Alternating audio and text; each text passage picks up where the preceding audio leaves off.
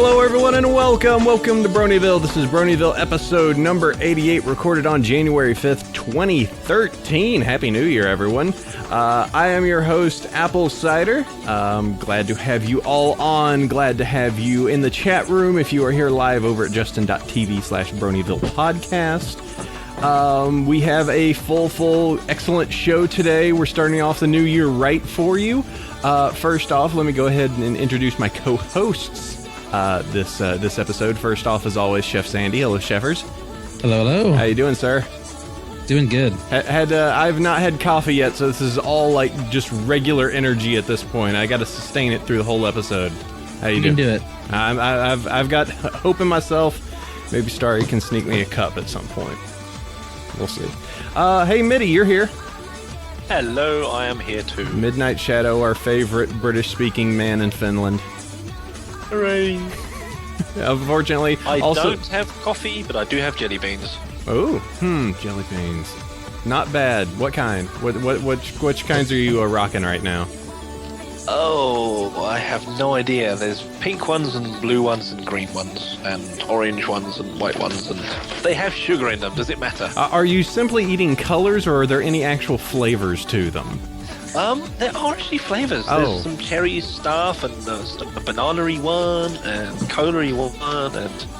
Well, I'm glad for you. You're mostly the colors and the sugar. Oh, okay. It's like the list of ingredients is longer than the list of colors. I'm glad that you're, eating to your age.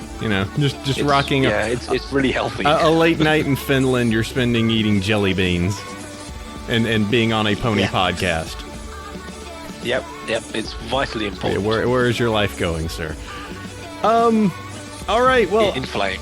We have a very special guest, and we brought him on at the beginning, and we will see how long he can actually stay with us. We are very, very happy and very grateful to have with us Andrew Francis, who is the voice of Shining Armor, Brayburn, and assorted characters on My Little Pony Friendship is Magic. Hello, Andrew. Hey, how you doing? Oh, we are doing very well. Glad to have you on. It's been several weeks in the making, but we are happy to have you around and have you on the show. It's been a long road, but we finally made it. Yeah, ever since meeting you over at Everfree Northwest. Yeah, no doubt. Lots of fun. That was a great time. That was great. So yeah, super happy to have you on. We do have some questions we got to get through. We'll probably do topic time a little early. That way we can make sure that we can just cover all the bases with you before we do that. Sure, and don't feel like there's any rush. You know what I mean? I got some things to record, and however long, yeah, I'm totally here for you guys. So okay. Let's do it. We'll tell you what, we'll do the regular gambit. We'll do all of our news and intros. Do some topic time, and then we're going to go ahead and if you can stay around for emails, we'll see how long we can rope you in for. For sure, I'm down. Excellent. So there is two things that we need to do. Every episode, we need to check in with Mitty, and we have to find out through Andrew, because these are two very important questions that have to be answered every single episode, or unfortunately the show falls apart. First off, to check in with Mitty, I need to check in again for favorite character and favorite episode. I'm going to have to suck up and say, Shining Armor, hooray! And Brayburn, of course. Wow. You're doing Just well. By coincidence. This week. Totally random that it's Shining Armor and Brayburn. Of course.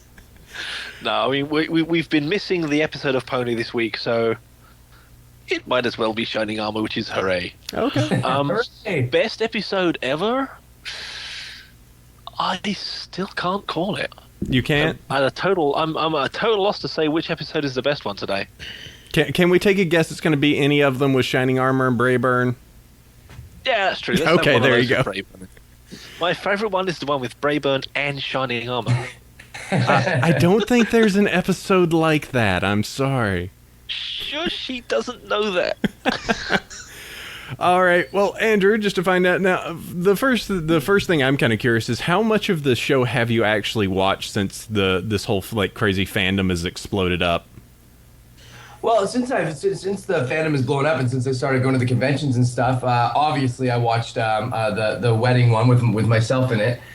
To tell you the truth, I've never seen my episode with as Brayburn. I've never seen it. I should check it out. And since the new season has started coming out, I've watched a few of the first ones.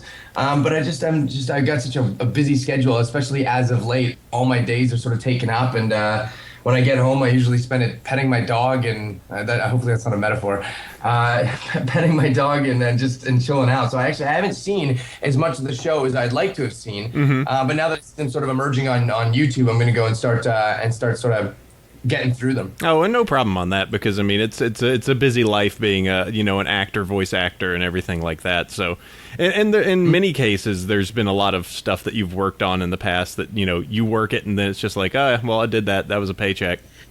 Well, that's usually, the majority of the stuff that voice actors, especially here in Vancouver, that we do. We do, maybe 3, 4, 5 episodes of different shows a week. And so it's really tough to sort of keep up on the shows that you do. Although I think this is one of my high priorities, just because I enjoy hanging out and talking with the fans so much. I'd like to have a better base on sort of the different things that we're speaking about. Someone in the chat wants to know about your dog. I don't know why. My dog is he's a little runt. He's kind of a mix of a whole bunch of different dogs. We're actually not even really quite sure. We think sort of rat, chicken, monkey maybe, but we're still guessing on that one. That works. Okay. That's the best type. Is he like Jack Russell sized or a bit bigger? Yes, it's definitely pretty much exactly Jack Russell size. Oh, excellent. I had a little mutt dog like that as well at one point. Yeah, that's very cool. They're fun. They're good. I mean, he loves to cozy. You know what I mean? So get in the bed and he'll run right up and he'll get right in the deepest little crevice and get warm. And I don't know. I love that. That's excellent. Okay. Well, to move this, of course, you're going to be a little biased on these two particular two questions. So, favorite character and favorite episode. Well, I have to say, my favorite character would have to. Well, actually, I don't know. I really like Pinkie Pie, and I really like Fluttershy, just because I love watching Andrea Libman do her thing. When you get to see her in the studio and just see sort of the brilliance that she comes up with at the drop of a hat, it really blows me away, and it gives us all something to sort of aspire to. Just recently, she actually won the UBCP award for playing. I believe it was for Pinkie Pie. Yeah. Yes, I believe.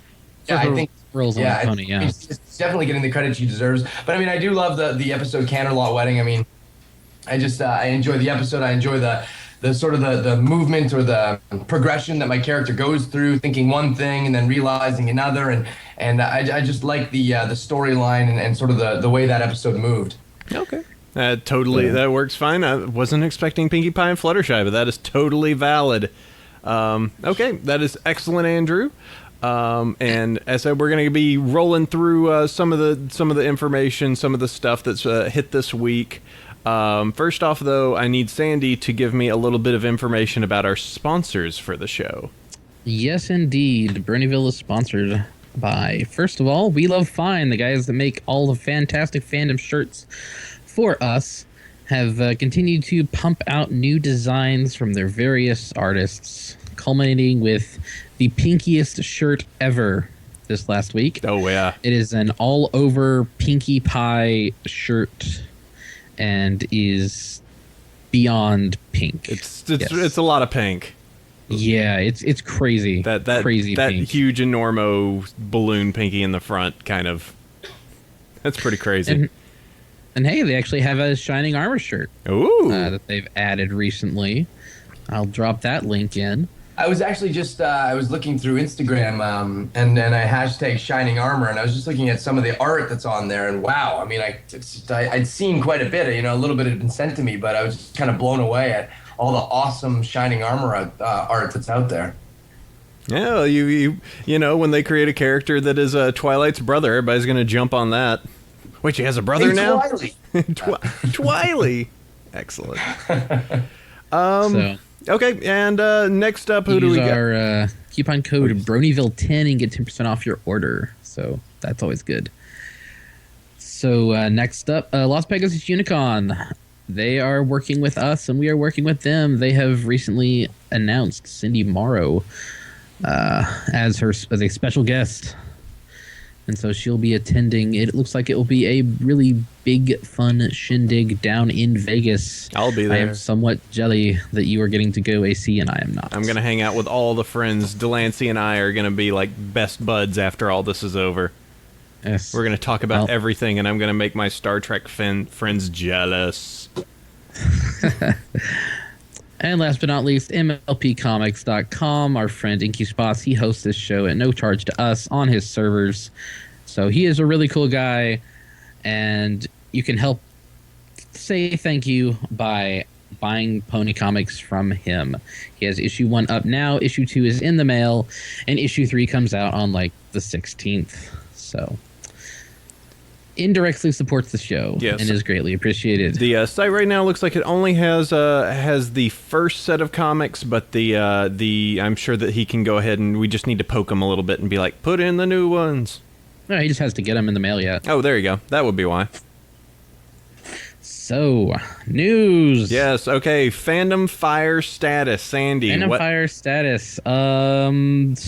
Smoldering? Ooh, that's a Yes, little bit hotter. There are some issues that have come up. Okay. All right. So lay it to So- me, Sandy. What's been going on? Well, first off, so My Little Pony got its a big major boost on the internet because of YouTube. People posting episodes to YouTube, teasers to YouTube, stuff like that. Starting January 1st, Hasbro has added parts of episodes, including the intro, to Content ID. Content ID is the YouTube system that scans the uploads for infringing content, which technically uploading episodes totally is. You should buy it on iTunes if you can. But this has also begun to impact fan content like Friendship is Witchcraft, Mentally Advanced, and the like. Don't know if it hit any like music videos. Not sure either. It totally could. I think they might match the audio and the video. But Yeah, it'll depend on the amount of remixing. yeah, so that has come up in the last little week. Friendship is Witchcraft and the like are obviously counter posting saying it's fair use. But, it'll be resolved here fairly soon. Mm-hmm. Yeah, there's some One way or the other. We've listed some stuff. We've listed a Derpy Hooves news article related to it. I know that I've confirmed a little bit of clarification to stuff. There's some mention in here about the show trying to be sold to CCTV. I know that is tentative. That is not a complete proven piece there. But there's just that there is some stuff that's being pushed against and hitting the Content ID. Related, I think, mostly to footage from older episodes, which makes sense. A lot of the new stuff nowadays ends up hitting YouTube, but the Hasbro is making money off of DVDs for the most part, so it makes sense that it's definitely the older content that might hit some sort of Content ID filter while they're trying to ramp up DVD sales. Yeah, it happens, and you really should buy it on iTunes if you can. Yep. So moving on, Fighting's Magic has been featured on GameSpot, which is kind of interesting. There's an article that has basically throwing everything that we in the Pony community that have been following Main 6 and their project since its inception to the masses of GameSpot. Spot. They're both terrible. It's not GameStop. You're not getting it at discount, but not really. And it's like front page thing, and it goes over the systems and mechanics, has some screenshots, some mock-ups, and some of the art. And as you can expect on the internet, there are internet tough guy tryhards that are being extremely nasty, but you don't read the comments on the internet anyway. It is a fairly good write-up, and it looks like they are moving forward a lot more than they've revealed thus far. Have some further screenshots of Applejack or Fluttershy and stuff like that. Mm-hmm. So you can check out the article. It's pretty cool. Just don't read the comments if you like your blood pressure low. The comments just keep going, man. I'm just I keep expanding. Oh, They're Not- going to be mad, Oh, aren't they? that they're Yes. So they're mad. just a How- lot of why is this? Oh God. How dare these people like a show unironically? Yeah. Whatever. And just so you know, for those that might look at the article, there is 4 images there, and they mention it that those 4 images were mock ones that they made for Marvel versus Clopcom, or Marvel versus Clopcom, just a fake image set that they put out there, that pretty much is the basis for the actual like creation of the fighting game itself. So, you know, you look at the 2 pictures and I'm like, those don't look the same. And they're not. No. Just for your info. Yes. So, yeah, it got I guess international coverage because it's on front page of GameSpot. And, you know, the article, I think, itself is really, really good. Like, it's an excellent article. It was one of those things where the guy was like, I went to Evo, saw this, and went, what? And then I gave it a shot and went, wow, this is actually really good. Yes, and it was really actually kind of funny because the guys over on Event Hubs linked to the GameSpot article, and they were like freaking out. Oh, this looks terrible. It's ponies. What the heck? And they're the guys that play, you know, Melty Blood and the like. These Japanese Doujin fighters that all have little girls as the characters. You don't have room to talk, guys. Come on. I'm My- going to go back to my fighter involving little girls. My 3rd grader's beating the crap out of your 2nd grader. Yeah, so moving forward, the Hot in Cleveland. There's a show called Hot in Cleveland. Apparently, they had a bit of a brony episode. And nobody heard about it. Yeah, and Never heard of this show. Yeah, So Starry's heard about the show, so they did a brony thing on it, and so like it was like, hey, we're doing something about bronies, and then we heard absolutely zero about it, like after You it know- aired. apparently it wasn't that bad.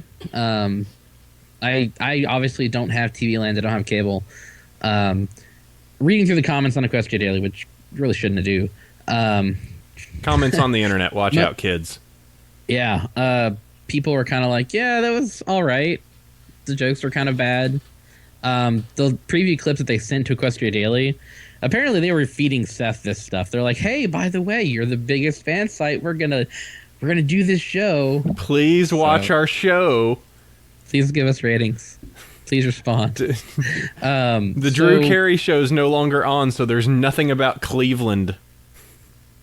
The trailer itself, the character that explains the fact that he's a brony kind of put a fairly positive spin on it. It wasn't a mean-spirited episode. It wasn't like Fur and Loathing was back on CSI. If anybody remembers that, there's a link in the show notes. Thing. You mean that wasn't absolutely accurate? Thing. So it was pretty fair, I guess. It's kind of interesting that in just 2 years, ponies has become such a big thing that, you know, TV shows are going to do episodes about, oh man, look at this wacky brony. Yeah, Djorkin said their portrayal was positive. The brony was a firefighter and ended up saving 2 people at the end of the episode. So There there you you go. go. Bronies are heroes. Yay. Yeah, let's give ourselves that little tag. Smack it against our chest. Look, we're heroes now. Internet crime fighters. A lot of the people were worried about the costume, but I guess there's not that many guys that they could cosplay easily, and they can't use the character from the show, so they went with random horse fursuit. To be honest, though, most people's costumes are homemade and not that good.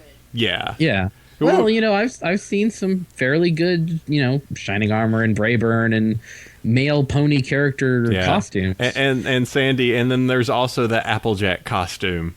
Oh, gosh. Yeah. Dopey Jack. Apparently, the character was called Prince Silversaddle. He was Acceptable. Shining Armor after all. just with a kind of safe name to use. Indeed. Yeah.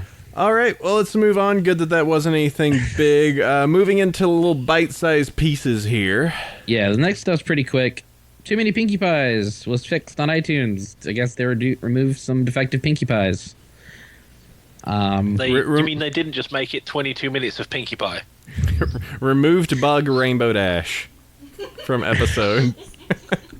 added more orange frogs.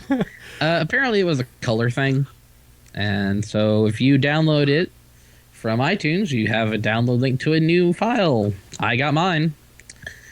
Somebody needs to sit there and do a frame by frame comparison. Just sit there and watch Well, some pixels all day. I'm absolutely sure someone will. You missed one up here. I know. Okay. Season finale of season 3 is going to be a single episode. Or will it? Yes. It And could- it's written by M.A. Larson, apparently. So, Is it true?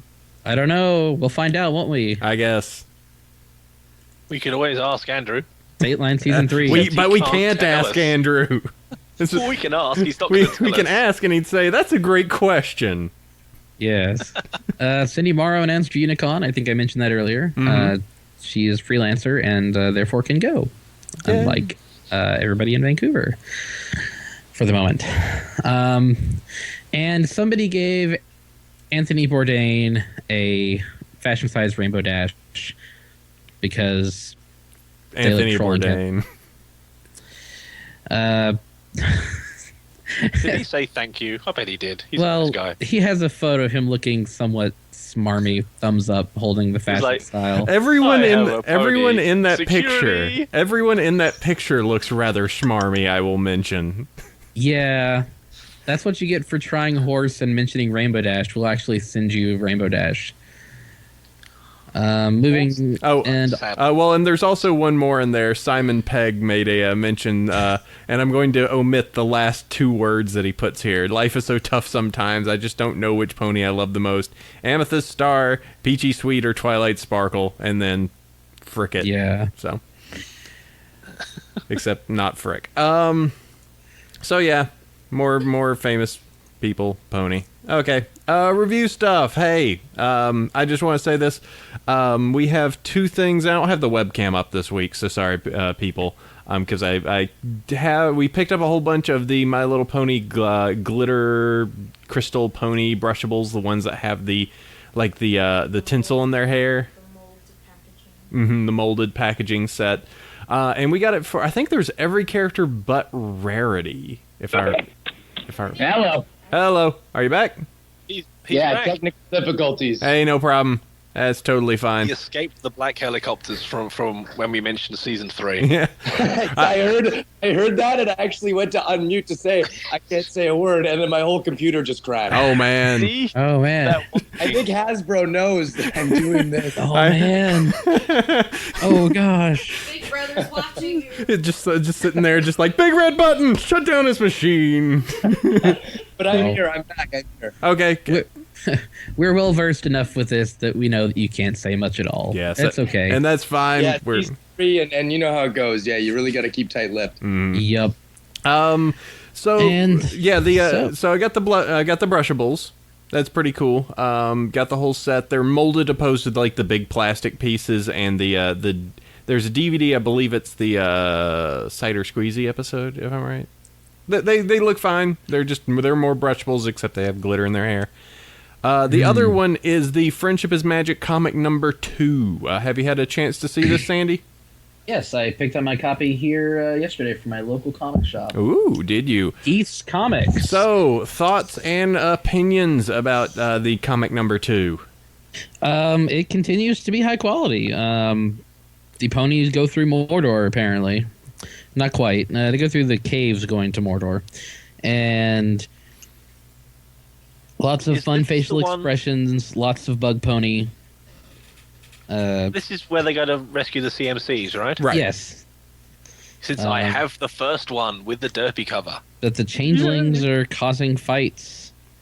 And the main 6 are infighting, and there's giant spiders. It's all very well drawn, very cute, lots of fun expressions. It's really good. Like, it actually You is should totally buy really it. good. I really enjoyed the art, actually, from the first one. I read it once and put it back. There is Inside Um, the plastic bag. there is actually a really great like scene with a cave troll. Mm-hmm. Or a few things. I love some of the like reactions of Twilight being like overly scientific in some of her explanations of things. And then just usually Rainbow Dash just screaming back at her, just like those are pretty good. Yeah, I said the comic still continues to be great, and we're getting another. You said we're getting another release coming up this month, correct? Yes, apparently it's coming out on the 16th or so. So next week, basically.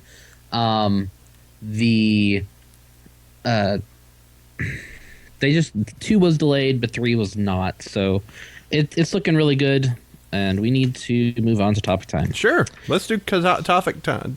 Not toffee time. Toffee time's totally different. Topic time. All right, let's do this. Topic time. We got Andrew Francis here. Hey, Andrew.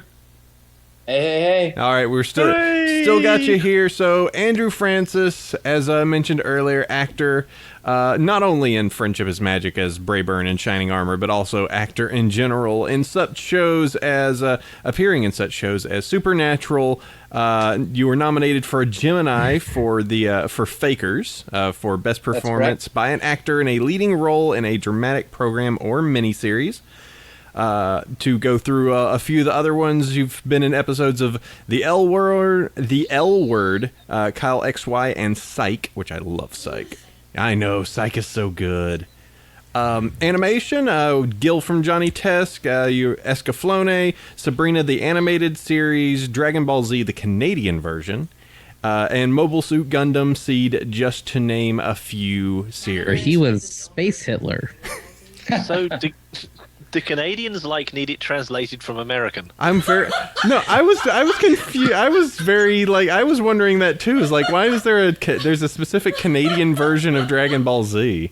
Yeah, actually, well, we were doing the series up here at Ocean Studios, way back. I played Dende, and at one point they decided, I don't know whether it was something to do with the unions or I don't know what it had to do with, and none of us really do, but they decided to bring the show down to Houston, Texas. And so I believe that right after the first couple episodes had aired, or even after the first one, the Dragon Ball website crashed because so many people got a hold of them and said, hey, we missed the original voices. Where's Scott McNeil? Where's Ian Corlett? Where's the Dobson brothers? Where are all these guys that we love? And so eventually, I believe, because Dende was out of the show at that point, they brought the show back and finished it off in Vancouver. But there's sort of 2 different sides to that show, one that happened up here and one that happened down in Houston. Interesting, and hence the Canadian version brackets that are there. Yeah, that was very unusual just to go the Canadian version. I'm just going I was trying to put the pieces together of what would be the regional differences that would be the Canadian version versus. Although funny story, a lot of times in voiceover when we're doing it, someone who hasn't been working for a long time will say their words like about or out or house, and they'll say about or hoose, or they'll do the Canadian type of speech, and the voice director will stop us midstream and go, "Oh, you got to Americanize it." I was about to joke that. Yeah, it's no joke, man. It wrecks a lot of really good takes. Wow. I bet it does. I've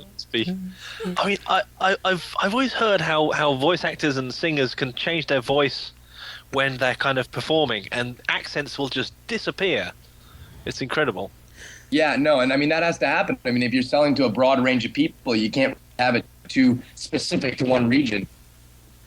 Yeah, I know that there's been a few things, particularly Dead Rising, I think, had that particular problem where the actual voice acting was done in Montreal, though the game itself was taking place in Vegas, and there was some very French Canadian speak that popped up inside there, and everybody's going I don't think they said a boot in Vegas. That seems very off. This place is really filled with Canadians for some reason.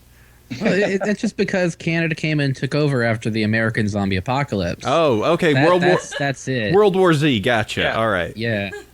But it was only in America. Yeah, only they went too cold up here, but you guys have all this extra space from the zombie apocalypse.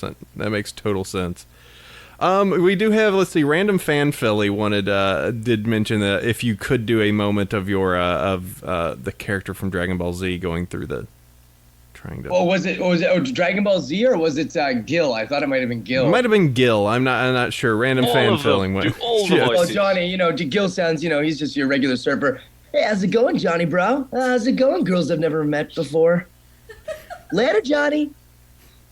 There we go. They're going. They That's wanted kinda some his Gil. three taglines. That's almost all he says. That and cha. Excellent. Yeah, I'm sure we'll be going through the list of a few of these. Let's do this, or let's start at the very beginning. The overarching massive question, the story of your life. How you got, you've been doing this since, at least your IMDb credit shows, since about 1989, which pins you as being acting while I was 7. Well, actually, with the IMDb, that show started in 1989. I actually did start when I was 9 years old, which would have been 5 years after that. Told you. So I started doing different acting and sort of commercials and things like that when I was actually 6 years old. I was that little tot in the Fisher-Price commercial on the roller skates. You know what I Oh mean? wow! Is that But then when I was 9 years old, I had to get braces, and I enjoyed performing and just doing what I did so much that we tried to find another way for me to keep going. So this one day I went into Ocean Studios, and I auditioned for a show. I believe it was called Sammy the Squirrel, and I booked the role of Sammy. I think it recorded over 3 days with Carl Willems, who's the director of most of the stuff that's done at Ocean, most of the like Escaflowne and things like that. So I went in there, did that, and it just kind of stuck. I really had a knack for it, and there weren't a lot of kids that were able to do that kind of thing at that age. So I was one of the lucky ones to sort of get in at the right time, and the career's just sort of built off that. I mean, the best thing you can do, as most of you guys know, is learn from the best and work with the best. And so growing up, it's been the same voice actors. I mean, nowadays, it's the same voice actors, the Dobsons, McNeil, Kirby Morrow, Brad Swale, like all these guys. And even Andrea Libman has been around that long as well. Right. These guys have been in there this whole time, so I've had the opportunity to learn from these great voice actors, and now I can, call myself one of the guys. Yeah, you've been doing this for a very, very long time, and yeah, just interesting all the way to 6. I wonder if there's even some YouTube clip of the Fisher-Price roller skates out there somewhere. Oh my gosh! If there is, send it to me. I would die to see it. All right, so somebody starts scanning YouTube for Fisher-Price roller skates. We got to get this to Andrew and then blackmail him on his There's a few Twitter. funny pictures of me in my awkward teen years, which I'm like, delete, oh, whatever. How do I get those off of the internet? Why does it remember everything? Exactly. So If it's on the internet, it is forever. yeah, unfortunately, you can't. The Firefly reference, you can't stop the signal. So yeah, so as said, you've done. I mean, you're not just doing voice acting, as we kind of mentioned with some of the other roles that you've done as well. Right. So you're kind of between both of the lines of you can voice act, but you also. You've also done a lot of actual on-camera roles as well. Yeah, my career started like I said, sort of doing on-camera stuff, and then bled in the voiceover. And mentioning Montreal, that's actually where we filmed that film Fakers, which probably, I don't know if it's on the internet per se. I know there's a few clips. If you go to YouTube and search Andrew Francis Fakers, there's one with my head between two phone books, and there's one, I think another little shorter clip.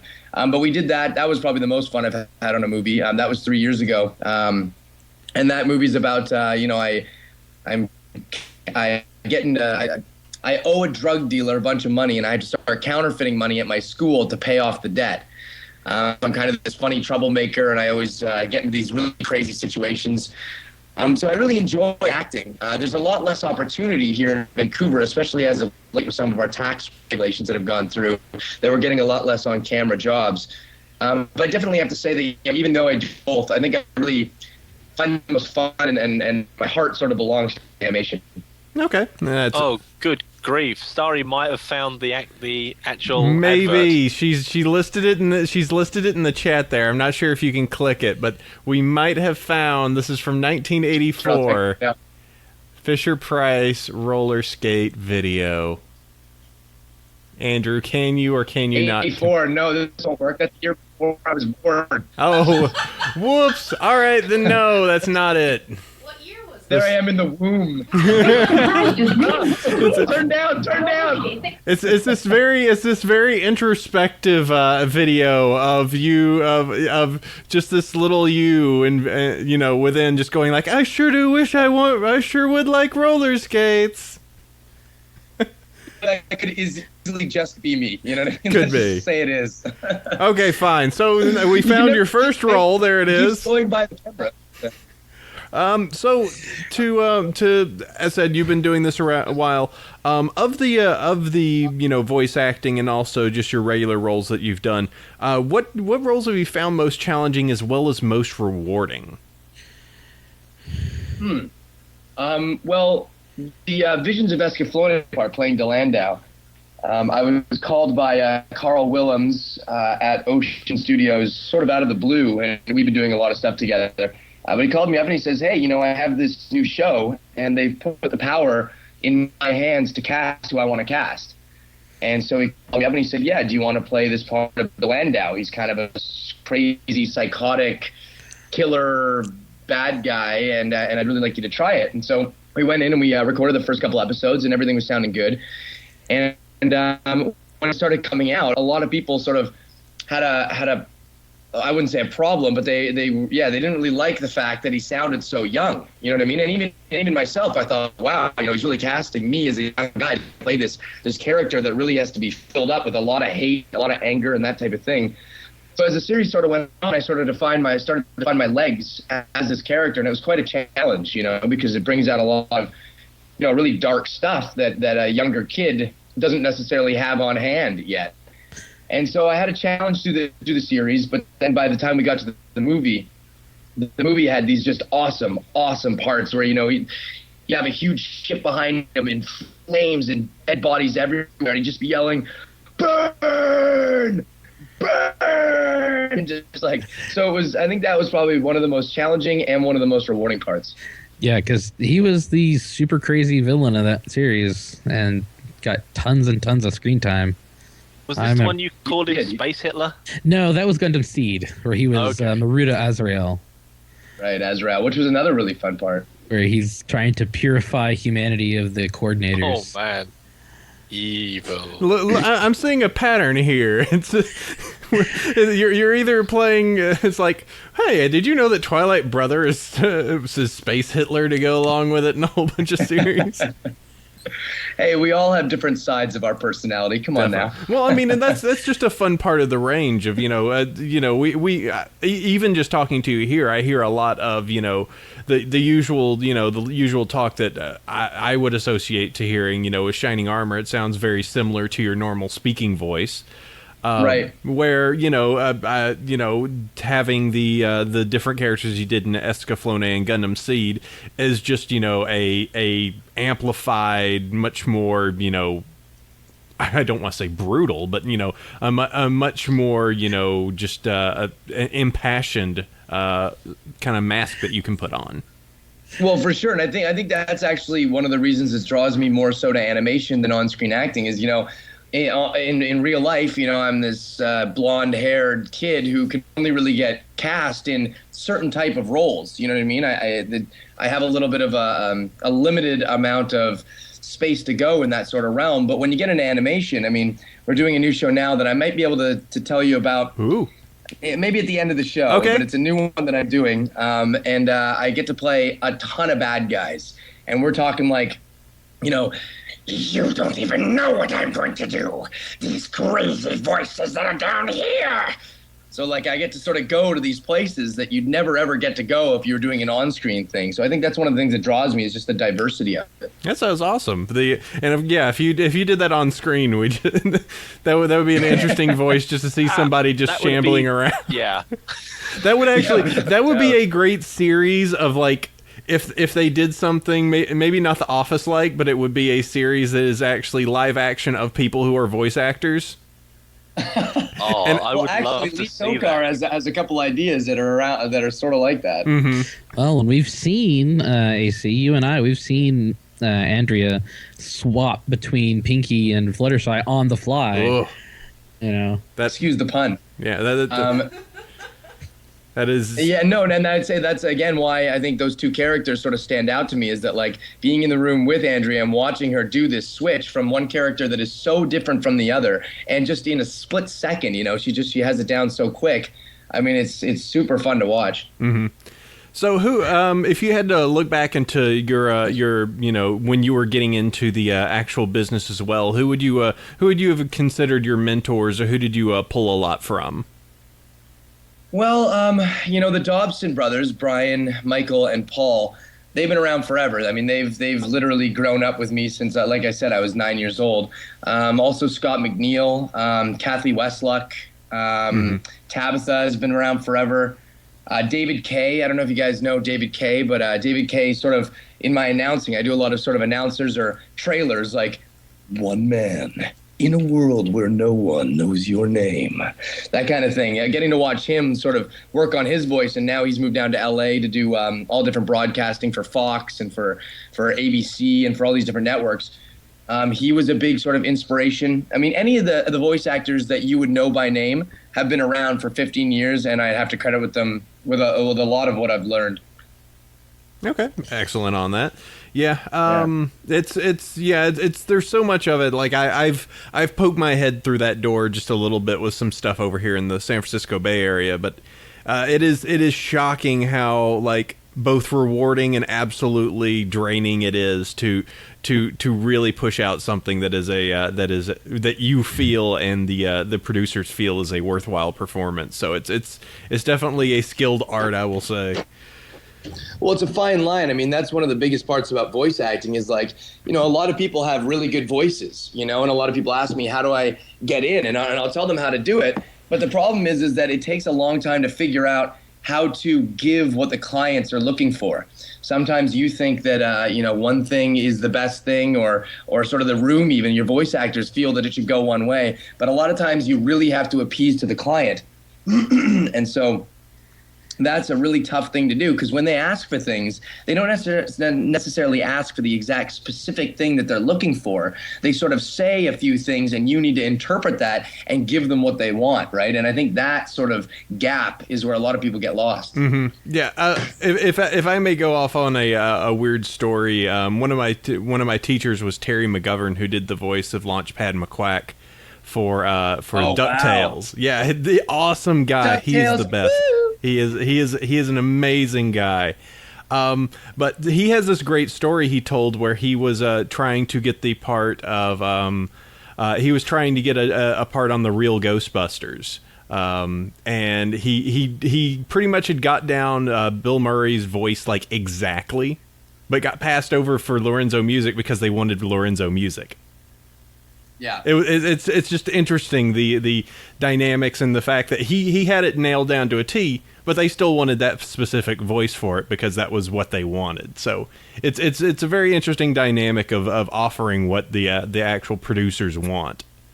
Very much so. Yeah, it's very very it's such an interesting dynamic field, and there's plenty of people out here.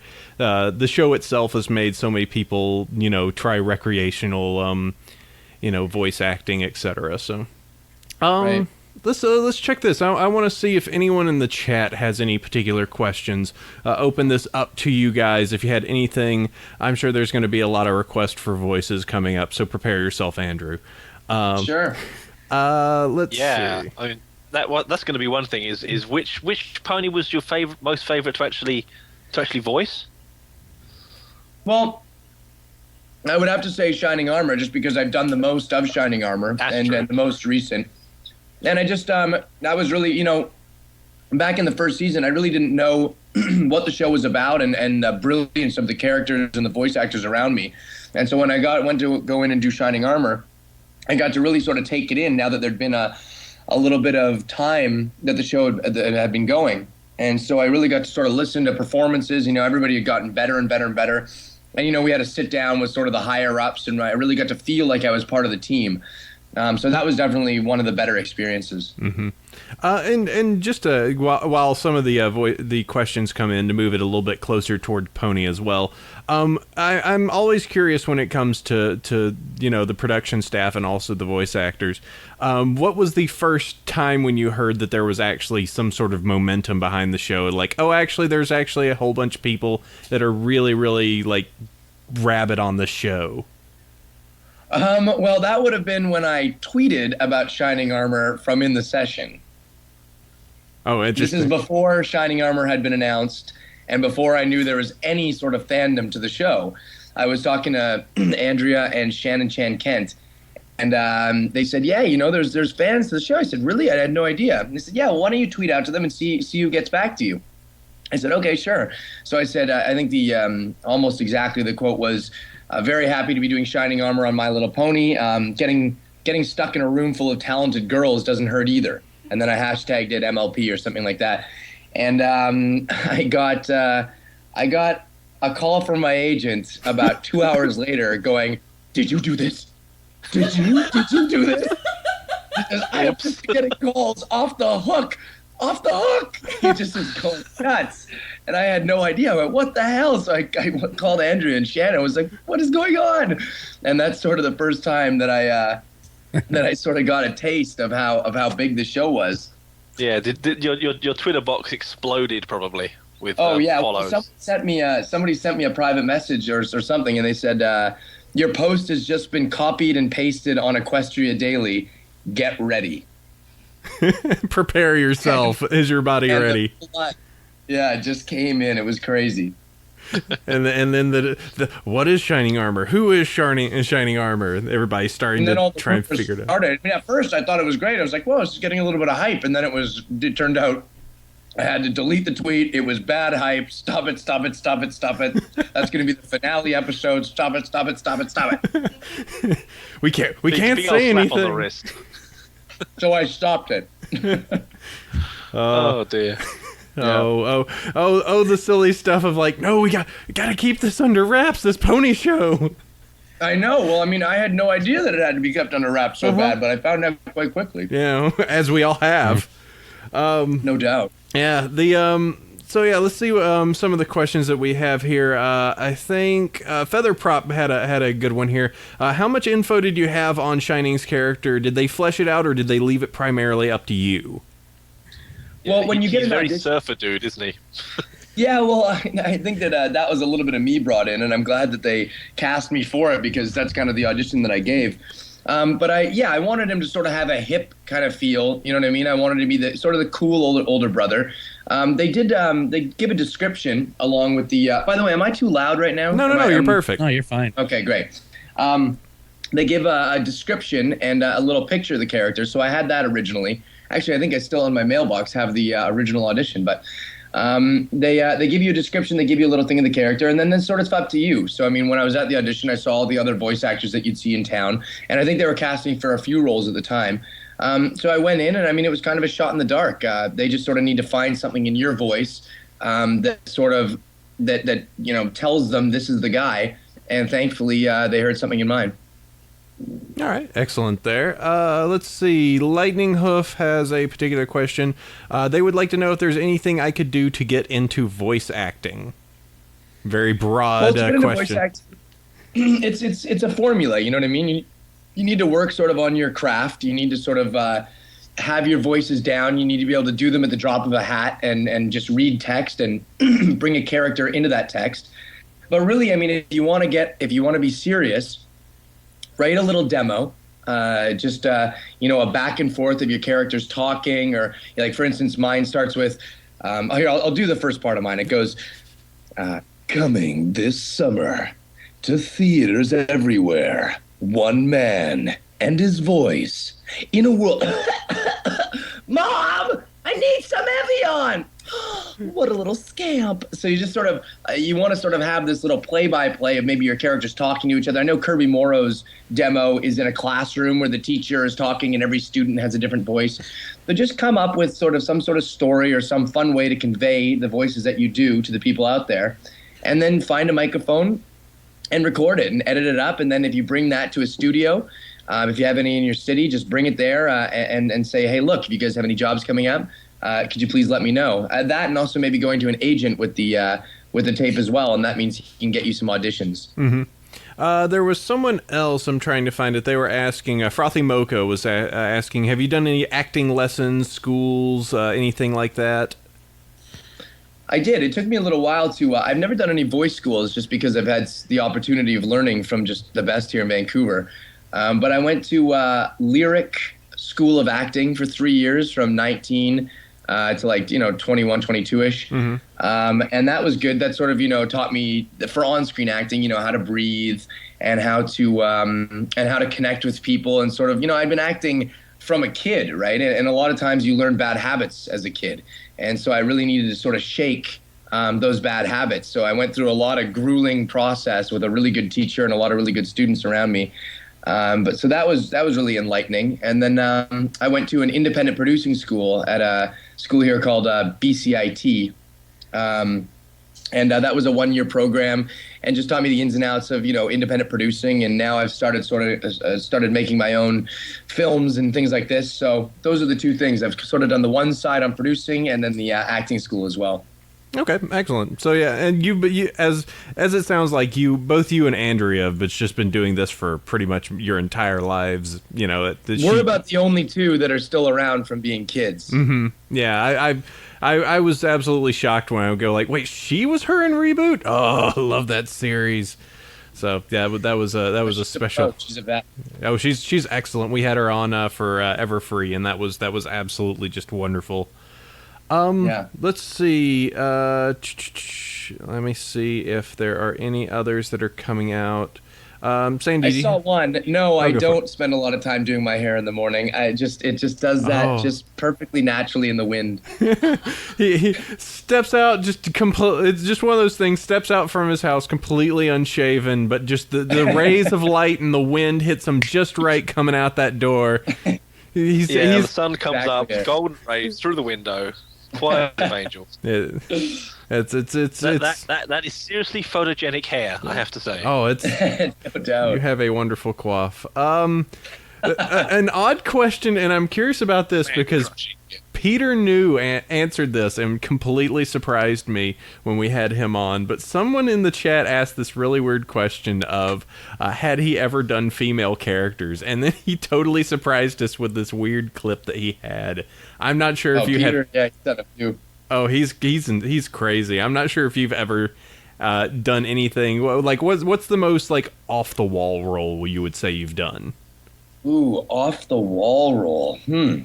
Well, definitely some of the side characters in Johnny Test have been very, very off the wall.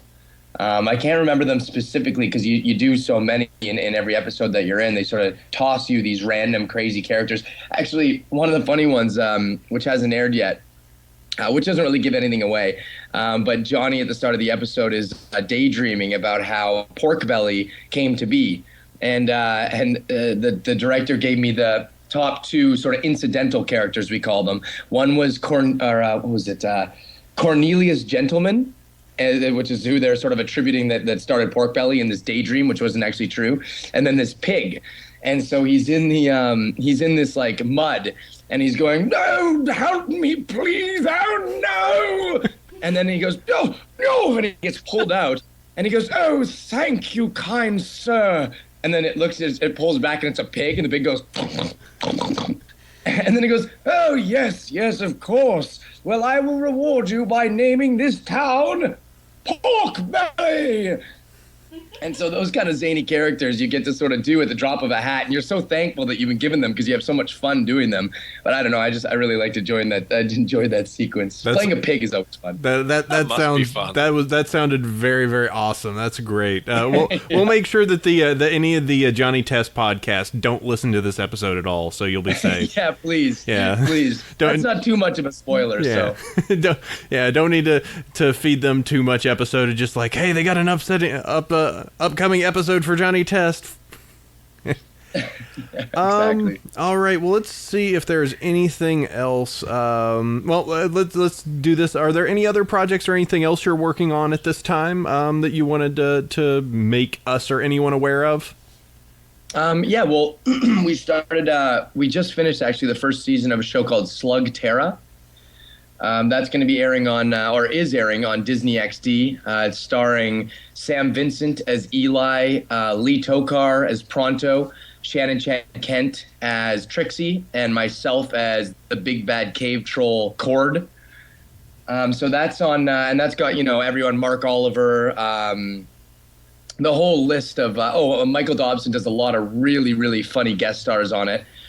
So that's a really fun show. It's sort of, it works on the whole sort of Pokemon type thing. It's about Eli Shane and his friends, Trixie and Cord, in an underground lair called Slug Terra, collecting slugs and dueling other slug slingers with those slugs. Sounds really terrible. fun show. Yeah, I'm Awesome. looking at the website now. It's looks interesting. It's by Nerdcore, which is a really cool company up here. That sounds cool. That's very, very interesting. Just like slug Pikachu's walking around. Have to exactly. Yeah, level, it's definitely based on that. have to level up I your. have to see this. I say it's like they're working on the Pokemon crack. You know what I mean? Oh, It's that totally. same type of like addiction that you get. And I watched a ton of Pokemon when I was a kid. You know what I mean? Me and my brother, we collected cards, we did all that kind of stuff. So we're doing this show and sort of watching sort of how they're branding and how they're doing it. I'm really hoping that it'll hit hard because I think a lot of kids will have fun with it. Another one to that's look amazing. for. Yep, go for it. Another one is, and I think I'm literally just, like, and we're talking in the last week, allowed to mention it, is the new Max Steel. Oh, really? They're doing a new one not- of that. Because I remember back, early 2000s, I guess, they had the original CG series, and I thought it was all right. So that's kind of Right. cool. See, they're bringing it Yeah, back. so they've revamped it. Mattel is doing it. It's a really, really awesome show. It's just full of action, full of superheroes. I play Max. Sam Vincent plays Steel. And again, Mark Oliver's in there, and Nicole Oliver plays my mom. A lot of the Vancouver voice actors. I mean, everybody's in there. But that was a show that I had a lot of fun doing, just because I was mentioning it earlier. I get to play, I think it's like 4 other of the main bad guys. Mainframe Entertainment looks like it did that one back in the day, too. They did. Mainframe did it back in the day, and then Mainframe sort of bled over into what is now Nerdcore Entertainment. I do have to say, when does Nicole Oliver not sound like the perfect mom for a show? Oh my gosh. I think she's the mom in every show ever done in Vancouver. She's perfect for it. I mean, just having her at BronyCon, it was just like, wow. She's a nice mom, but she's a tough lady. Oh, that yeah. Nicole don't mess with. Yeah, she's awesome. Don't Isn't she the one who plays Twilight Barkle in Littlest Pet Shop? don't I know. think she plays Littlest the Pet dog. Shop, I can't. The Littlest Pet Shop has been airing now, hasn't it? Yeah. Yeah. Yep, it's airing now. That's one that I got very, very close to getting on. I went to the last 3 callbacks for the Gecko. Ah, Vinny. For Vinny, yeah, Vinny. And Kyle I Rideout, watched the guy that doing show. it, does an absolutely bang-up job. Yeah, it's great. That show actually, it's girlier than MLP and less girly at the same time because it actually has boys in it Exactly. as main characters. Yeah. All right, let's see. Trying to see. There's somebody here asking if you could voice one of the main 6. Who would it be? But that's kind of like, wait, what? That's an interesting. Wow, one of the main 6. Well, I mean, I would love to get some of my energy out doing Pinkie Pie. I mean, literally, I think you could just go to sleep after one of those sessions. All right, so now time for. if you want to risk this, we could have Andrew Francis's take on Pinkie Pie. Oh man. Oh my gosh! All right. Well, actually, if I'm gonna do both, I should go. Well, what do you think, Fluttershy? Oh, my. Yeah, that's That was what Fluttershy Andrew talking would to do. Pinkie Pie. There you go. Well, That totally works for me. We'll have to make sure we get the studio microphones to pick those up next time it comes around. That's gonna clip to heck and bang. Oh, but dude, yeah, it did. That's Don't worry. exactly what she would do. Be Pinky in a just have clipping to- microphone. Yeah, right. So I know that probably. Dental Well, that's swap usually I know they really have to gain Andrea down, Oh, just yeah. because that's such a loud character. I can just imagine the moment that they can see a hyperactive Pinky line coming. Everybody just goes, okay, protect the ears. Adam, our engineer, especially when Andrew is going from one character to the other. I mean, the guy has to just be like, the faders have to be going nonstop. Okay, up, up, up. Jeez, up. Oh, down! He's got these huge biceps on his fingers from when he moves the sliders. Oh, these big meaty biceps. Massive Oh, that's fingers down. creepy. Meaty bicep fingers. And I think that's a good time to go ahead and stop that bit. Andrew, where, just so we know, you do have a Andrew Francis fan site I saw. I didn't see any other particular site, but where can everyone find you? Sure. Well, yeah, you guys totally add me on my Twitter. The Twitter is Drew Francis 604, DREWFRANCIS 604. So you can sort of find updates and stuff, the stupid random stuff I say, and I post pictures and stuff. And then my Instagram is Andrew Michael Scott, AndrewMichaelsCott. And I sort of posted different pictures. I've been doing a lot of traveling lately. I went to Australia. I went to Maui before that. So just been posting cool pics. Oh, yeah, that nightclub pic looked crazy. It wasn't that cool, Laser Club. I know. Me and my brother, we sort of found that at the very end of the night. It was this 25-foot ceilings with just the most lasers you've ever seen. I'm surprised everybody didn't go blind in that place. Mm-hmm. Yeah, I picked up that one particular picture. I'm like, wow, he's having a really good time there in Australia. But it was just like a late night, just like weird laser club. It was just a weird laser club, we kind of walked in late and actually let us in for free because we were Canadian. Everybody else was paid $30-$40 to get in, so we just waltzed right in there. It was great. Americans are just kind of like having to dole out the cash, just like, oh no, Canadian. Oh well, all right. Canadian, you're in. You're good enough. Yeah. Canadian. Come on in, eh? Canadian, eh? No doubt about it. Yeah, you ever have to swing that around whenever you're in a country? Just like, are you American? Oh no, I'm Canadian, eh? Oh no. Oh no, I've never actually had to yet. I know a few people that have had to, but no, I've never had to prove the Canadianness through my accent. Just drop it down there. Funny thing is, I get asked a lot in Canada when I'm talking to someone. They say, "Hey, are you American? Because you really sound American." And it's just been the decade of conditioning doing voice acting. I'm so used to screwing up takes or having the director go, "It's about Andrew, not a boat." And I'm like, "Oh." So a lot of people in Canada here, they'll ask me, are you American? And I'll sort of tell them, no, it's just from years and years of conditioning. It's just having to speak like us for so long. Yeah, exactly. Well, you guys seem to own the world, so. Well, and shouldn't we?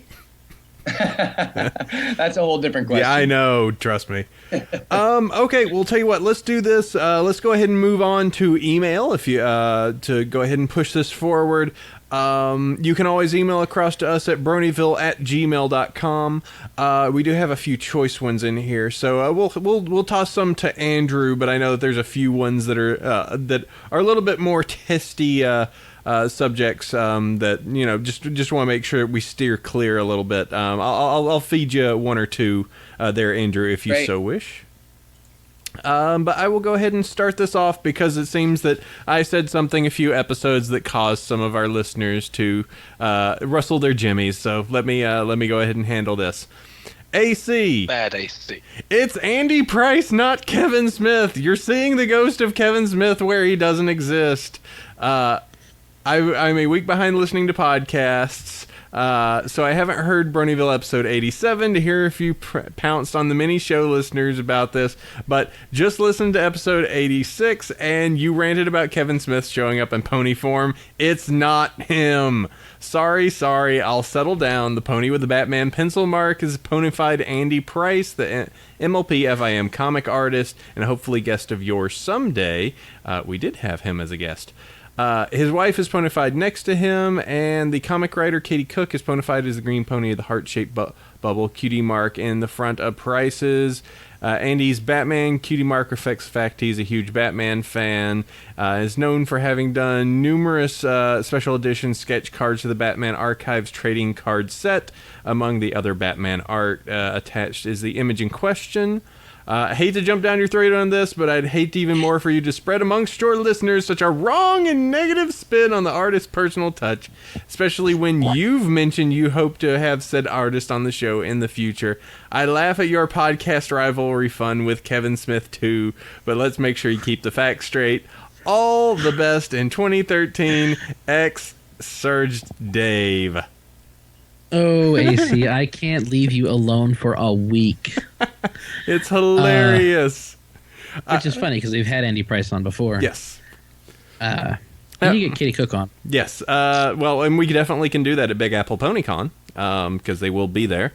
Yep. But the part of that was me just seeing that. I think we talked about that at some point, and I simply forgot that was probably Andy Price's character. But they got a whole bunch of you to react. Yes. AAC poked the community with a stick, and they came and poked back. And I will admit I've listened to some Kevin Smith podcasts recently, and even though usually for one reason or another he sounds like a broken shell of a man, you know, he had some bad time. It's okay. He's recovering. He's using Wayne Gretzky to the most ability you can use Wayne Gretzky. Yeah, unfortunately, this week, AC, that Hollywood Babylon is in position 7, Ooh. and 7 or 8, and we're on the 4th, 5th row. So we're like 42. Guys, stick it to them. This week, I want you to go to Kevin Smith's podcast and rate him down. No, just kidding. Don't do that. I'm kidding. That's mean. Sabotage. No. Kevin Smith is my spirit animal. I know he is. I laugh every single time you say that. I just he's pained him in WoW. It's like he's got this Kevin Smith attack. It's just I just imagine just you have this little shrine somewhere at your house that includes like a mall rat, just a box copy of Mallrats, an Oilers jersey, you know. Don't forget Clerks. You know, just this is a crazy weird Kevin Smith shrine that you have. Okay, let's see. Let me check this. Sandy, go ahead and hit the next email, if you will. All right. Howdy, Sheffy, Starry, AC, and random person in the foreground. I guess that would be Mitty this week. I have some reflection on last week's episode, the things we learned. Half the CMCs are orphans, though Apple Bloom... Wait, what? Keep doesn't going. Live in a cord... Though Apple Bloom doesn't live in a cardboard box, Luna has been overdoing it. As Granny Smith said, that AC, what are you doing here? Why would you put this email in here? It's it's a pretty harsh one, but there's some interesting things of like some of the Apple family with airships and how 100 full moons would be around 8 years. So apparently Twilight's been in town a very long time. And they happen to have to build that barn a lot because of the Paris Brides, Rainbow Dash, Pinkie Pie, and AJ. Pretty much everybody breaks the barn. Okay, there you go, Sandy. And then the dragons and the Tartarus. Yes, I'm afraid that email just gets the Sandy vote of disapproval. People, try to make sure it can actually be read aloud. Proofreading, it's your friend. Sorry, Twisted. Okay, Mitty, you want to grab this next one? I can do. Okay, what is this one? Greetings, AC, Sandy, Starry Night, and guests. There's something in my mind that has been bothering me for a while now. I don't like it when somebody in the fandom says, I didn't like that episode of MLP. I enjoy every single episode, and it just seems silly to me for any brony to say, I'll never watch that episode again.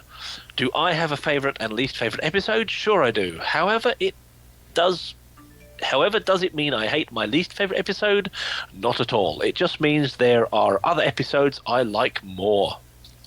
Perhaps I am easily pleased, but we all should remember that we had a long ponyless summer, and we really should enjoy what little pony we have left for this season. Keep up the good work, your faithful listener, Stormrunner. P.S. Pinkie Pie was, is, and forever will be best pony in my eyes. So if you receive if it's been a while since Halloween and you go out and you get candy, but the candy's not as good, you should just enjoy that not as good candy. Well, bad candy Bad. does exist. Oh, the stuff in the black and orange wrappers. That's Anything from America. wait a minute. I like Really those. bad. Oh. Oh, you wanna Whoa, Starry. Whoa, Starry. got freaking Hershey's over here. Oh boy, she's That's dropping terrible. out. She's dropping out the H. Oh my. You guys don't have Awful. you don't have Smarties down in the USA though, do you? Oh, we get Smarties. Smarties. Oh, you get Smarties? Oh, that's good. Yeah. Well, but Okay, wait, well, I need to qualify her because sometimes across the borders I found candies mean different things. Yeah, Are our Smarties are different. yeah? Are yours the chocolate ones or are they fruit? No, mine are they're kind of like M&Ms but different. See, we don't Yeah. have those. We have our Yeah. Smarties are these little like fruit tart candies. Oh, weird. No. Ours are sort of a different sort of shell taste on actually a different kind of chocolate underneath as well. Whenever I get M&Ms, I'm always like, man, I wish this was a Smartie. Trust me, I probably do too. Yep, we have Smarties over here. The only Yay! The only good M&Ms are either the pretzels kind of and especially the almond ones. Almond. I've been digging the what are they? The coconut M&Ms too. Really? Oh, I haven't seen these. I love coconut and chocolate. Oh, they're delicious. I love coconut too. Oh man, just give me a what is that? The I'm trying to remember. I'm losing the name of it. The There's something What, called Bounty? Bounty? Bounty? yeah, the Bounty. Bounty, the ones that have just the one almond on top, and it's just the covered and it's all Almond coconut. Joy. Almond Joys. There you go. Oh, Almond Joy. oh, those are so good. Tonight on Candyville Podcast, we talk all about our candy. Oh man, I love me some almond joys. Oh, dude, Sandy, let's get some almond joys when you come over here soon.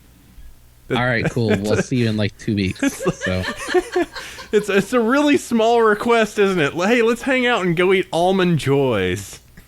Oh, and I guess we should go talk about Simple things in ponies. life.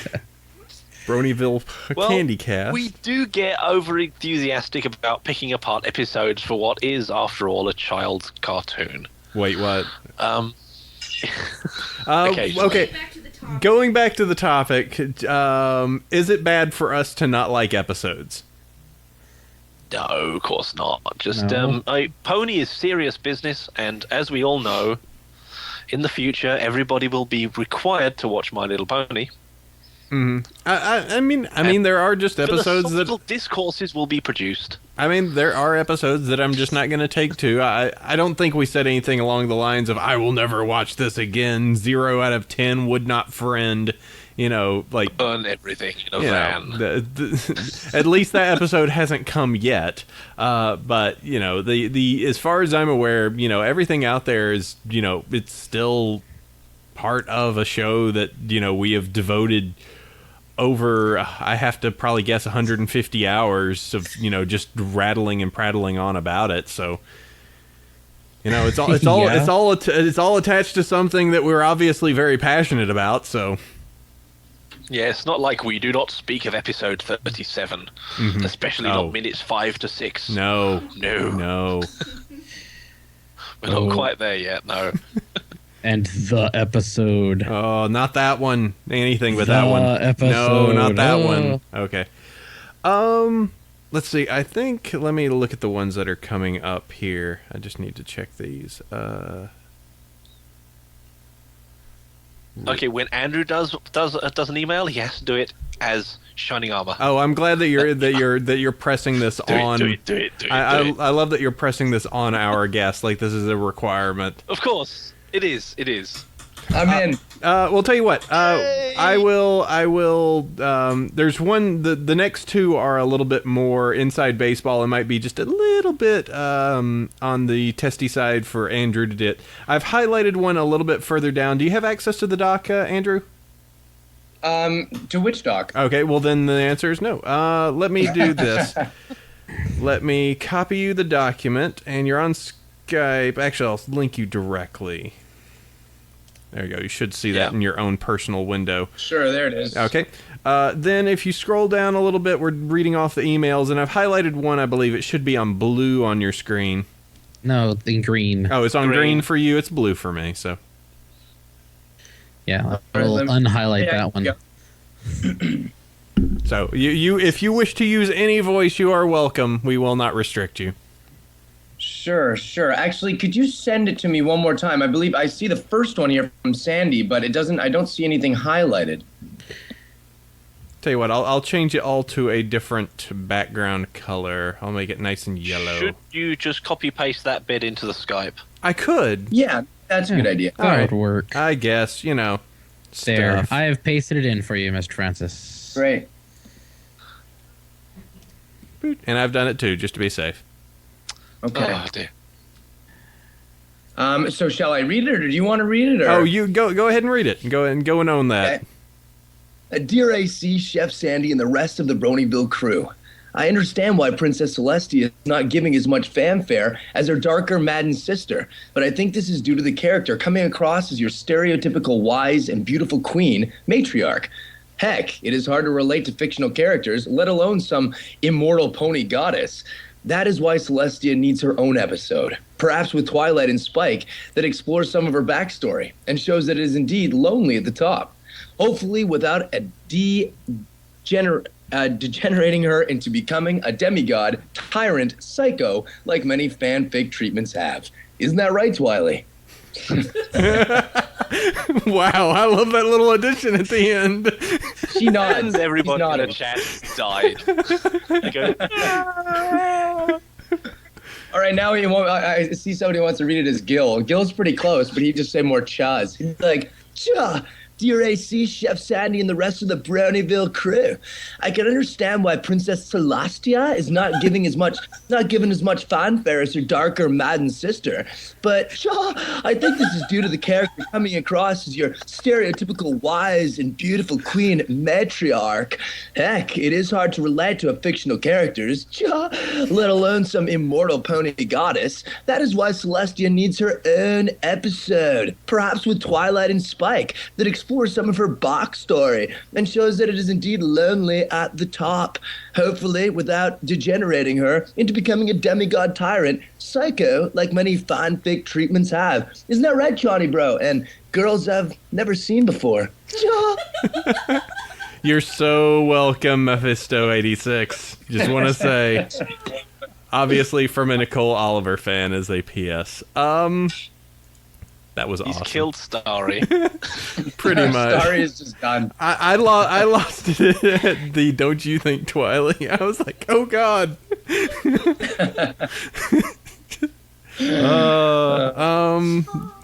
Ciao. I know.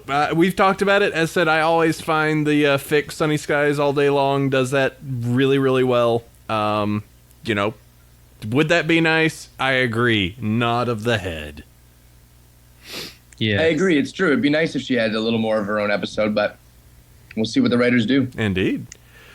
But hope. Okay, I'll jump up here and grab this next one. Dear Chef Sandy and Apple Cider, after listening to episode 86, I would like to point out that Sibsy's Wildfire's already been on the MLP television show, specifically the season 2 finale, part 1, so copyright wasn't the issue. She was probably removed, in my opinion, due to the fact that her cutie mark has been deemed too violent for younger viewers, but I do not know for sure. Clearing things up, speed dash, unfortunately, no. No, it definitely was. I mean, it's not too violent. It definitely was just a, hey, we probably can't have fan characters on the show. And there have been some rumbling from Sibsy that was posted this week that there was particular people who were putting their own characters in the show, and now because of that they've spoiled the fun for everyone. So That's all we. Oh, that's unfair, though. I know. It's. I think it's awesome to see these little nods there and there. I love the little nods, but unfortunately, they are not the one that cuts the checks for the nods. It seems so. You know, they have a overarching group that they have to appease in every episode. So there you go. The bean counters. I know. I gotta make sure that it equals 72 beans only. All right, Sandy, you want to go ahead and hit this next one? All right. The green one. Okay. Dear Apple Cider, Chef Sandy, Starry Night, and this week's guest. On last week's show, you talked about Hasbro lowering the boom on having voice actors at conventions. Because they spend a lot of money making sure the convention meets their standards, but see no money out of the investment themselves. I have an idea that could potentially solve this problem, so hopefully someone at Hasbro listens to your show. Oh boy, wouldn't that be nice? It's very simple. Hasbro can buy table space in the dealer's room, or even demand a free slot as compensation for bestowing their blessing on the con. Official Hasbro toys and merch that will make money off of, perhaps even convention exclusives like the cards or Comic-Con Derpy. Every Northwest this year, I saw a line stretching almost to the door in the dealer's room for the We Love Fine shirt table. I guarantee if Hasbro puts up an official booth at a Brony convention, the line will stretch around the block.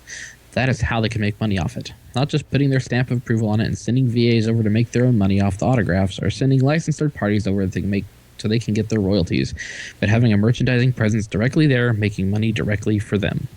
Just my 2 bits. Have a happy new year, every pony. Alfalfa Door, the unicorn who's totally not a fox in disguise. Because that would be weird. It would. A fox pony? This is a nice idea. Unfortunately, that would be fine if Hasbro was like a tenth of the size they are. Yeah, they only count it in like volumes of $250,000 or more, isn't it? Something crazy like that. Yeah. It's like, what? You only made $200,000? Out. Yeah, I mean, that would be great, and it could potentially help with things, but we are talking about a company that, for the most part, it's like, we sell all of our merchandise. The fact if it gets sold at a convention or at a store, you know, overall doesn't matter to them. You know, stuff is getting sold one way or the other. Technically, it could be a really nice way, and especially if they did some exclusives, but the amount of time and effort, and they would have to make sure that the volume that they would order to break even to make those exclusive count would have to be, it would be something where they would need to ensure that there would be a 30, 40, 50,000 of these sold to break even. Yeah, and I think we'll be able to get into this particular subject a lot more next week when we have a representative from EQLA on.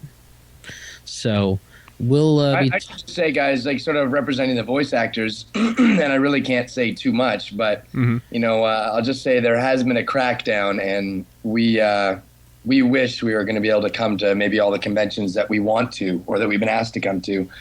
But right now we're sort of at bay to the higher ups. Yeah. And we've been covering that too on our side as well. You know, we're keeping them all informed on that. We had kind of a big breakdown recently of this is the current status of Hasbro. You know, just FYI. Yeah. Because yes, I would love to be able to invite you to come to Dallas to Nightmare Nights, my convention in November 2013, but I'm well aware of the situation. So, well, you can. Hey, you know, if you're, it still doesn't hurt to send them over to you know, any of our agents and stuff, and then we can always go and sort of probe and see if things are okay or what they say about it, right? So it's always best to ask and sort of let the higher ups of the voice actors sort of go to the higher ups of MLP and sort of and see what's up. You know what I mean? Because as long as there's still invitations and as long as there's still a demand, there's still going to be a want. I know for all of us voice actors, we have such a fun time coming and seeing you guys that, I mean, as long as there's a demand still there, then we're still going to be questioning all those people at MLP to let us go. So. Yeah, you guys definitely want to attend just because of the crazy, silly vibe and the fact you all have a really good time. So, you know. Exactly. Every convention in Cleveland, I had a great time. I mean, at Everfree Northwest, I had an unbelievable time. I mean, every convention, I've only been to 2, but so far each one has been has been really good, you know. And I mean, it kind of blows my mind a little bit that we're not allowed to go to more of these, or that there's this sort of crackdown. I mean, I get the sort of hidden motivation, but it kind of sucks for us, you know, because it's kind of keeping us away from the people that make this show great. Yeah, you know. Yeah. That's kind of how we feel. I was like, yeah. Here, let me do a little clap to say I am in complete agreement with what you say. I'll clap with you. There we go. Tell you what, this one's a little bit backpatting on ours, but this is I'll read. Or let's see, whose turn is it? I didn't hear this week. Well, we thought it might have been an email show because we weren't sure. Tell you what, well, I'll just cover this. Or who's Sandy? Did you just finish one? I'm trying to remember. Yes. Good. Okay.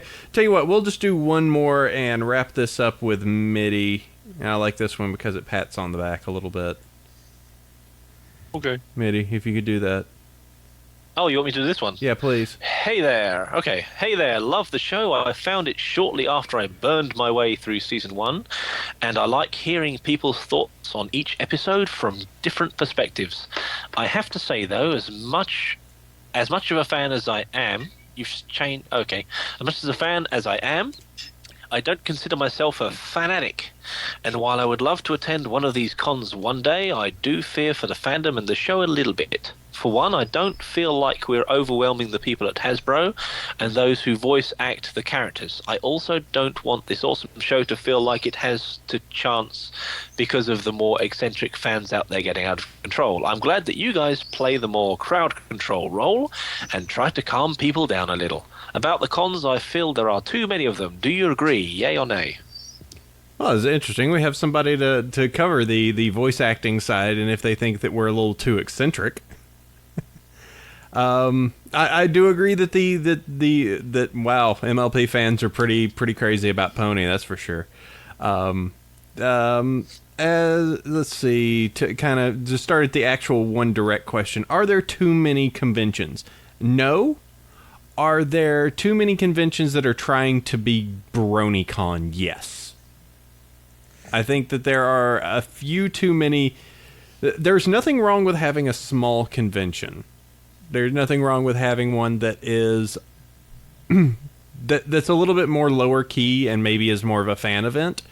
I think I do notice that a large number of conventions are trying to be we're getting the whole show and all the staff and we're going to do a reading, and they're reaching really, really hard. And why not? Because in the past that's totally worked. Everfree Northwest, Kennerlot Gardens, BronyCon, it's totally worked. I just think that, there's so many smaller conventions that are coming up that's not entirely possible. Again, my particular opinion, I am a little bit more of a fan of, having a closer knit group and a closer knit kind of convention. Smaller, but a small con can definitely be fun, or as much fun as a huge con. You get to speak with you get to kind of meet and talk to people that are fans of the show a little bit more than you actually do at a big con.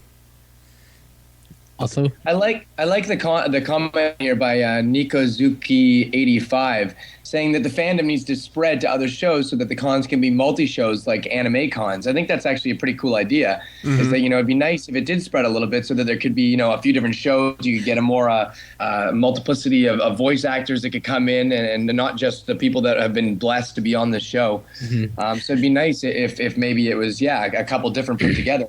And to go back on the other thing about too many cons, I understand what you're saying, that, sometimes they're trying to be too big for their britches a little bit and they're trying to push it a little bit hard and sometimes they won't really reach that. But I like the fact that, there's a lot of cons just because I talk to a lot of people who can't make it to the cons in the big cities. Mm-hmm. You know what I mean? And there's such a sense of community that you get from going to these cons that a lot of people can't make it to, so I think the more the merrier. Yeah, definitely. I just to defend myself a little bit, I just think that there's a little bit. Or go ahead.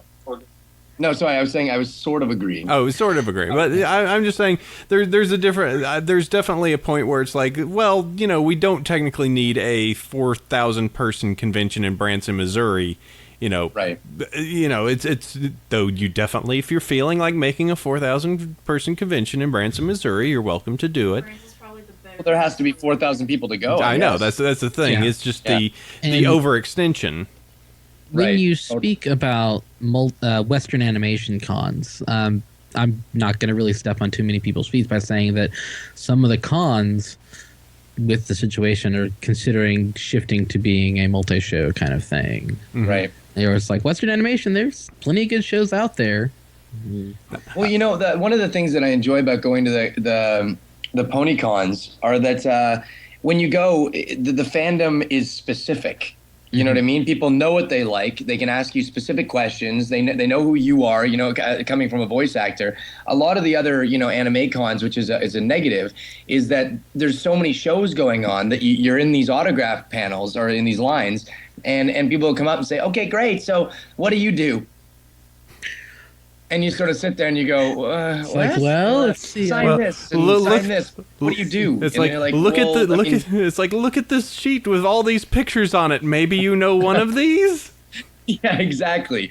I mean, there's this sort of general thing at these anime cons, especially the ones that have sort of been happening in Vancouver, where there's no specificity. There's no real fandom. It's just they just want to sort of be there, and it's just I don't know. I really like the vibes at the pony conventions a lot better than I like them in the multiple animes. Even if I am saying that maybe a few more cartoons should be brought into the ponies.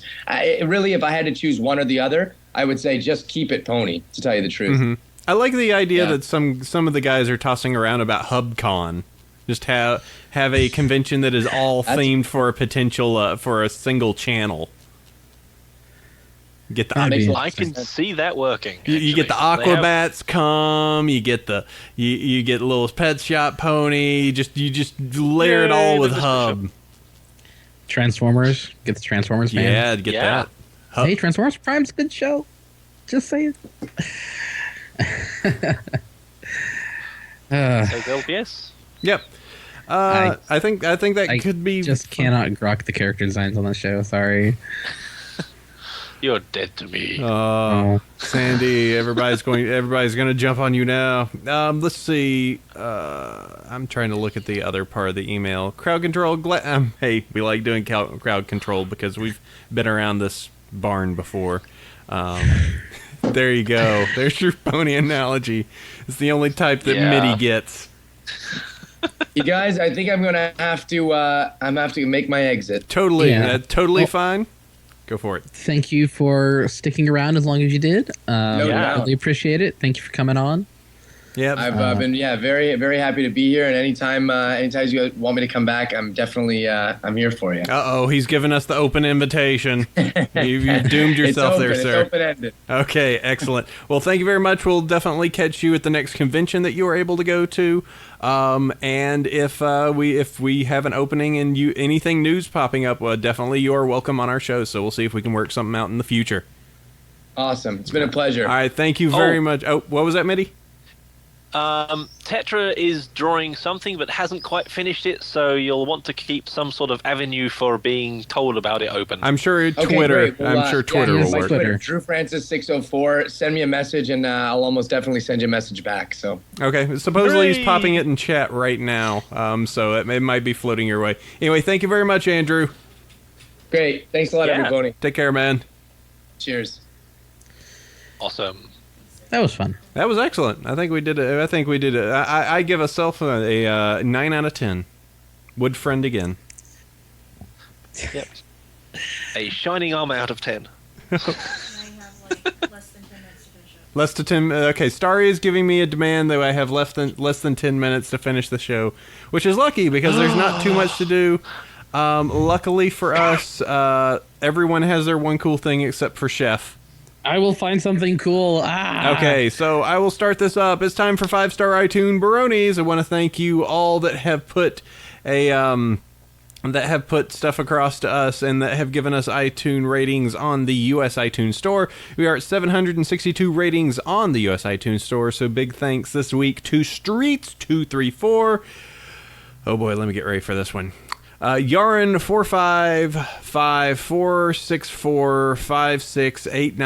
Yarin45546456894339. Sai That's a lot Pai. of numbers.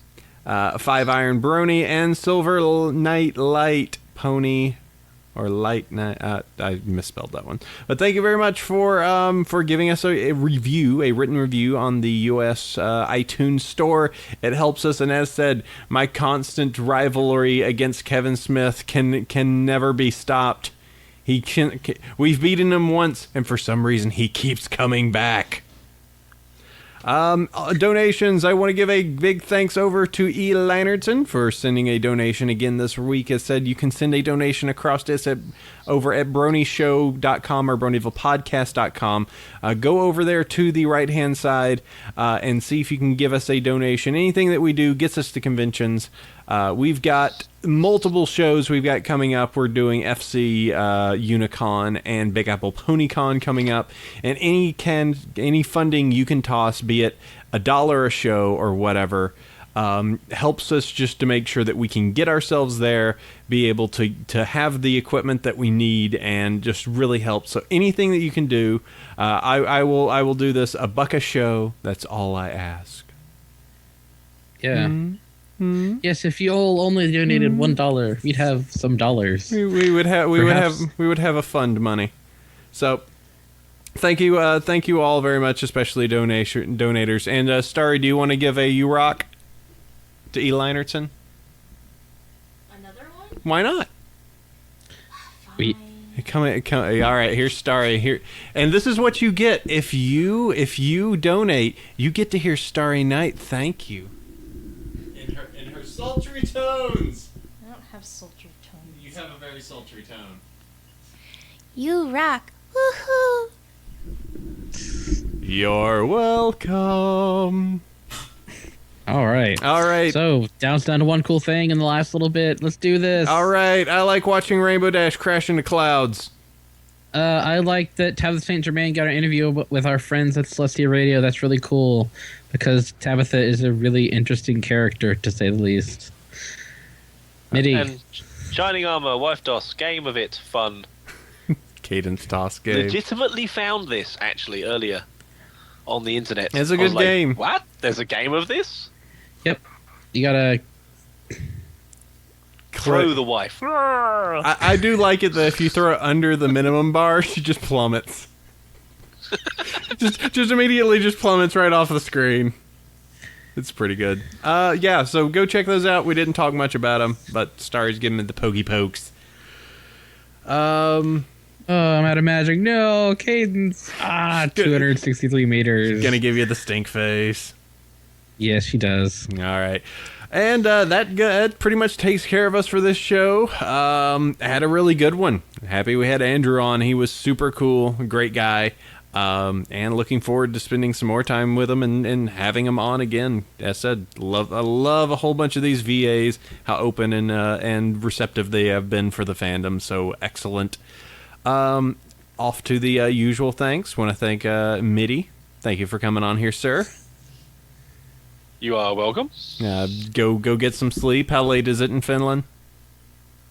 It's don't ask how late. Okay. It's sleeping on the couch late. Oh, you're that much in the doghouse. Don't bring your cold self to the bed. Yeah. Yeah. Good going. I sleep out with the cat and the dog in the snow. But the snow in Finland's not that cold, so it's not that bad. Yeah, Actually, it's melting. It's been +2. It's crazy. +2? It's a heat wave over here. Oh, geez, Yeah. that's Celsius. Okay. Don't tell me about global Celsius. warming. As always, want to thank Sandy for bringing the thunder, as always. Thundermaker Extreme. you're welcome. XXCD Thundermaker Extreme. And I always want to thank our awesome fans. Let's see. Tetra has made his picture so far. He's working on... That is awesome. So I want to always thank our fans, be it Tetra and his crazy pictures, or any of you that are in the chat room that make this show possible. You guys are totally awesome. We love you. And even if you're those that are listening to the show, you know, we love putting on this show for you and doing this every single week. So it is just great to let you guys enjoy this. So, if you wish to find out more about the show, if this is your first time, or if you've been around this If you've been around this ranch a few times, there's another pony reference there for you, Mitty. You can do this at BronyShow.com or BronyvillePodcast.com. Email address is Bronyville@gmail.com. You can join us roughly every Saturday, noon Pacific Standard Time at Justin.tv/BronyvillePodcast.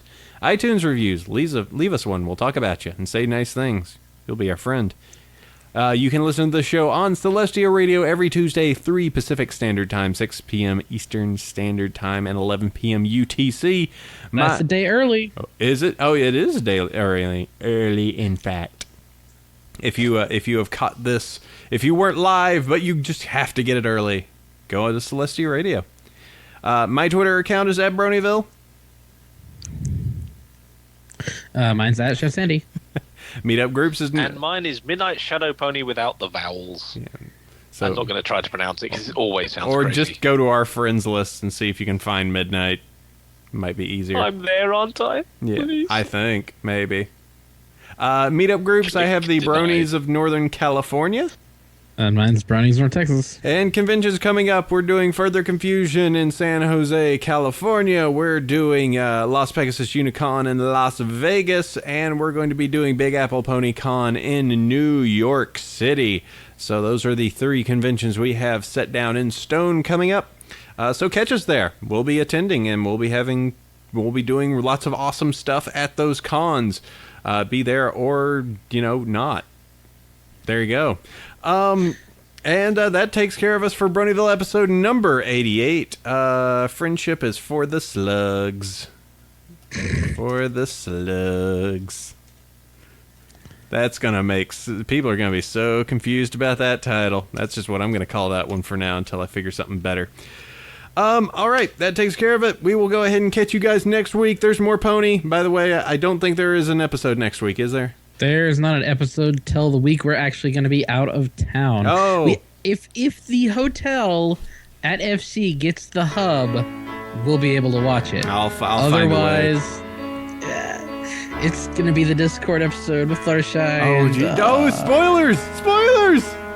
It's not spoilers. It's the episode preview. Yeah, but spoilers. Watch it. All right, well, we'll go ahead and catch you next episode. We'll be talking pony again with more people. So, till then, sleep well, every pony. Adios. So long. I met you in a sea of digits on a warm sandy beach. Don't you see?